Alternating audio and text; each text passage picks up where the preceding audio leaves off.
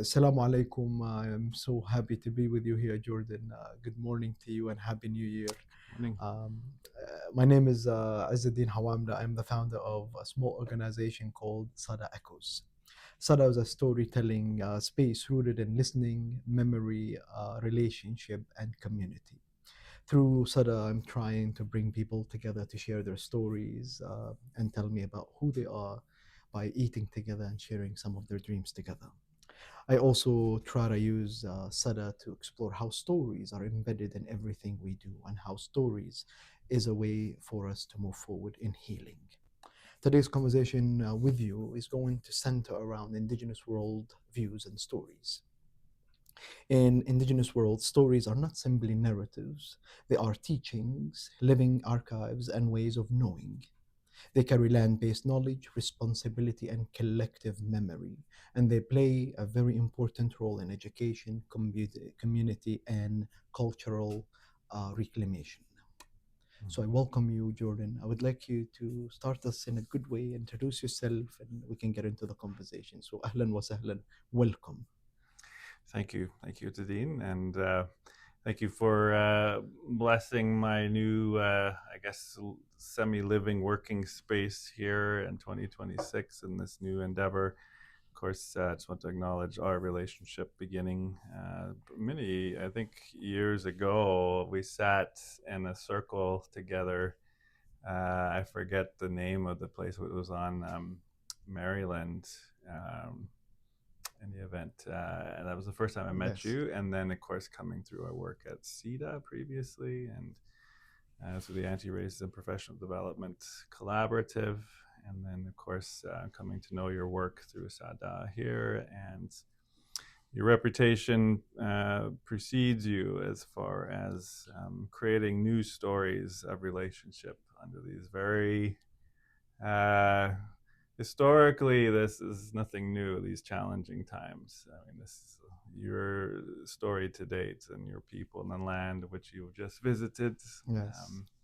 is an ancient story that has yet to find full freedom. So I share that with you as far as the West is concerned, from my heritage and ancestry, which I would like to acknowledge in beginning really with my maternal grandfather, Phil Lane Sr. Matogi was his name, Brown Bear from the Lakota people, the White Swan Band, born in Wakpala, South Dakota. Um, and, I know our ancestry goes way back beyond that. I have children of my own now, so now I'm just kind of an in between fixture in the lineage of my family. But um, from a point of narrative and connection and then storytelling, mine began with my grandfather as a relationship with him that he called Techihokshila, which is a traditional relationship between the grandfather in particular, and the eldest grandson. Mm-hmm. And this would have been traditionally the relationship where things were passed down. Certain things were passed down, like of course you would give much to your immediate children, but I think as I've learned since having my own, there are particular things that um, not skip or overshoot, but it can only really be transferred to over the next generation. Is what I'm trying to say. So um, I guess if it's anything that we might think of, the mistakes you make with your own children, you won't make with your grandchildren. Maybe the lessons that you teach your grand, I don't know. There's that part of it, but there's also, I think, a very mystical element of the separation of time. Mm. That of course, I knew I came from my own parents, and so my mother's father comes from a different time before her. So there's a different facilitated relationship of receptivity, I think, when I was growing up under his guidance and stories and wisdom, and then how he would have still behaved as a parent to his daughter, my mother. So all of that to say, Um, Whether or not I become a grandparent at some point, I think that will be kind of the full circle of this story for me. So, beginning with him, my father, then Jacob Bighorn Jr., who passed in 2008, really for me was set an example of a teacher, an educator, in his own right, an artist and storyteller, Mm, because of how he also interpreted what he was tasked to teach, but um, brought upon his students, no matter who they were, an understanding of how to interpret their own, read their own reality, and use symbolism as a means to deconstruct, to analyze, to critique, but also to, I think, find and center yourself in whatever situation, circumstance was happening. Because, working with particularly Native peoples or any of us who find ourselves disenfranchised, dispossessed, on the outside, there's always this constant nagging feeling that you might come upon a truth or a reality, and you just a quick reassurance: am I part of this? Does this mean me, mm, or does it mean those who are in power and control and who are valued and so forth? So he was in a constant mode of teaching, of helping his students center themselves no matter where they were.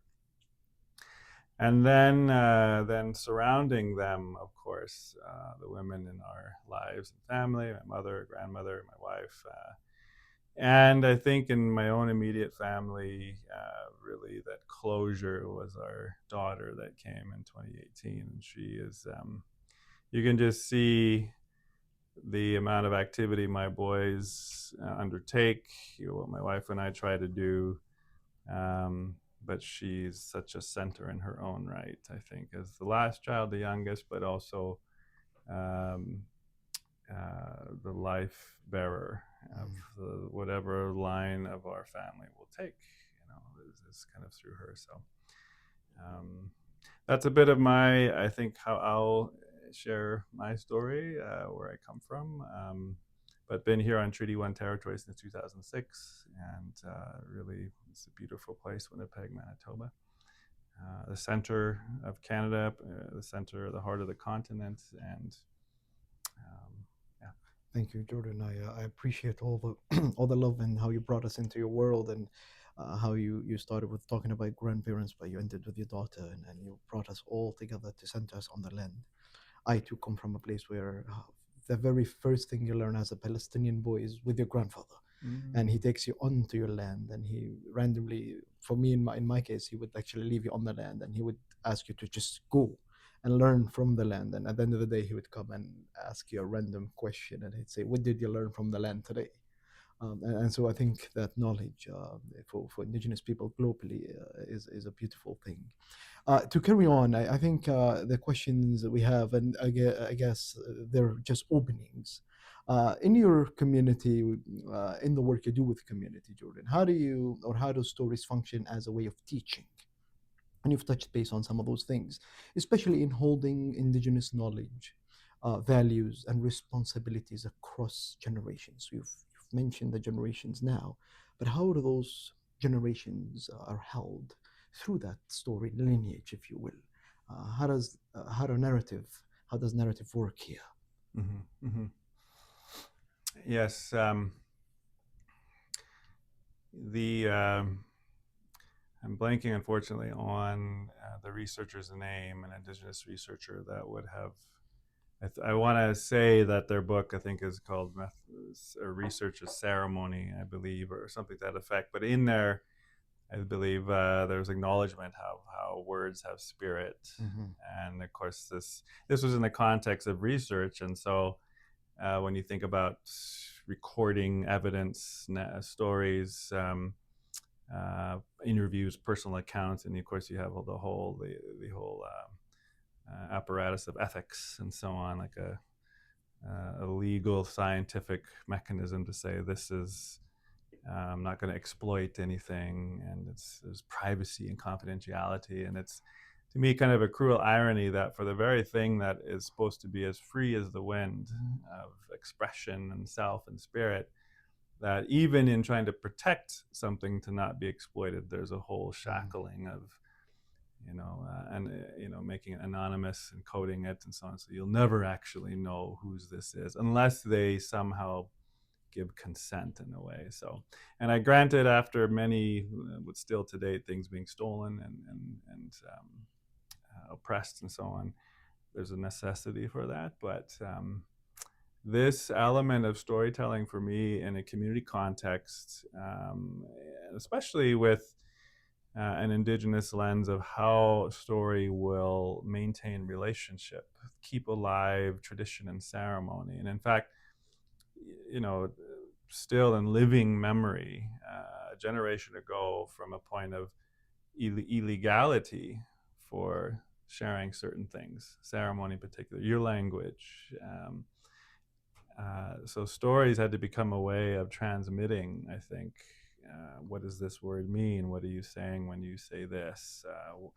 If you're going to go out onto the land and perhaps have ceremony, would you have to describe it a certain way? How mm, things become myth and legends and jokes or superstition, all of it had to be carefully constructed to ensure and safeguard something makes it through the ages when there was such attack underway.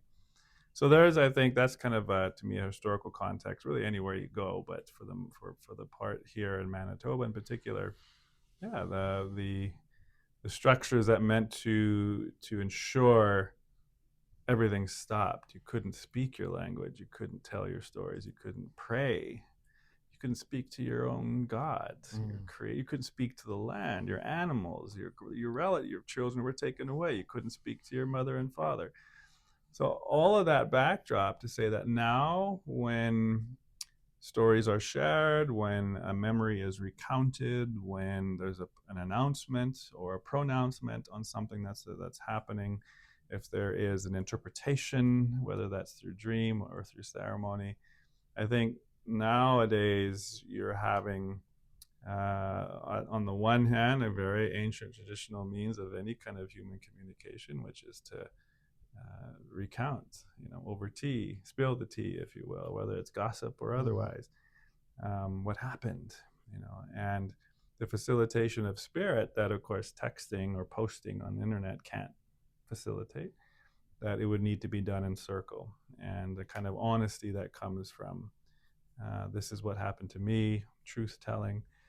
This is what happened to me in the past. So when our survivors, of course, recounted their stories in residential school, and now the kind of speaking truth to power in this context, mm, 21st century context of ongoing injustice and oppression. All of these now are in kind of a soup, if you will, a stew that, yeah, as things progress, the raising temperature of feeling that this is intolerable. The kind of conditions we're continually put in. We can't tell our own, we're continually having to justify our own stories. So I guess when I think of it in a community context, when life still has to continue, kids are going to school, you're going to work, there's life and death, birth. I think I saw it was 1201 2026 was the first baby in the city born. It was a news story, of course. These strange things that we acknowledge. I know there'll be the first news story of 2026 first homicide in due time. Like these are the things that we sometimes mark progress or movement or check our reality. Is things still normal, life and mhm, death.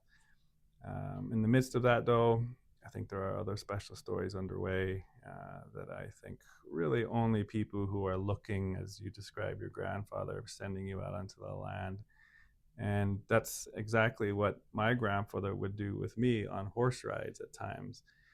You would think of it like a child's game of I Spy with my little eye type of thing. Like, and he would ask me, tell me, describe for me something that I can't see for myself. mm, And it took me some time to click into the point that he really wasn't asking me to find something that he was looking at. Oh, there's that tree or that rock or whatever. Or that obviously, if you're looking at the landscape, you can't focus on everything, so maybe it's just out of his peripheral vision. No, what he was really, I think, as I understand from your grandfather, trying to instill in me is empowering my own sense of reading again, my own reality, interpret something for me, and Mm. in effect, tell me a story of what you see out on the land.